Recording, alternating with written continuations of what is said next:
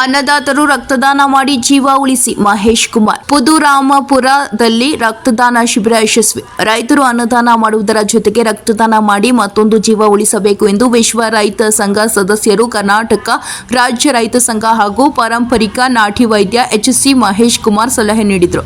ಹನೂರು ತಾಲೂಕಿನ ಪುದುರಾಮಪುರ ಗ್ರಾಮದಲ್ಲಿ ಕರ್ನಾಟಕ ರಾಜ್ಯ ರೈತ ಸಂಘದ ಗ್ರಾಮ ಘಟಕದ 3ನೇ ವಾರ್ಷಿಕೋತ್ಸವ ಹಾಗೂ 2ನೇ ವರ್ಷದ ರಕ್ತದಾನ ಶಿಬಿರಕ್ಕೆ ಚಾಲನೆ ನೀಡಿ ಮಾತನಾಡಿದರು. ಜಿಲ್ಲೆಯಲ್ಲಿ ರಕ್ತದಾನ ಕೊರತೆವಿದೆ. ಪುದುರಾಮಪುರ ಗ್ರಾಮ ಘಟಕದ ಮಾದರಿಯಲ್ಲಿ ಹೋಬಳಿ ಘಟಕ, ತಾಲೂಕು, ಜಿಲ್ಲಾ ಘಟಕದ ವತಿಯಿಂದಲೂ ರಕ್ತದಾನ ಶಿಬಿರ ಆಯೋಜನೆ ಮಾಡಿ ರಕ್ತದಾನ ಮಾಡುವ ಮೂಲಕ ಜಿಲ್ಲೆಯಲ್ಲಿರುವ ಉಂಟಾಗಿರುವ ರಕ್ತದ ಕೊರತೆಯನ್ನು ನೀಗಿಸುವ ಕೆಲಸ ಮಾಡಬೇಕು ಎಂದರು.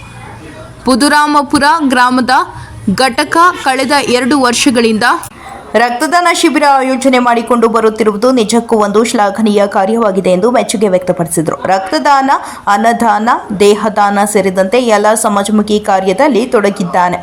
ದೇಶದ ಆಹಾರ ಆರ್ಥಿಕತೆ ಬೆನ್ನೆಲುಬು ರೈತನಾಗಿದ್ದಾನೆ. ಅನ್ನದಾತರಿಗೆ ಕೇಂದ್ರ, ರಾಜ್ಯ ಸರ್ಕಾರ ಪ್ರೋತ್ಸಾಹ ಬೇಕು ಎಂದು ಒತ್ತಾಯಿಸಿದರು.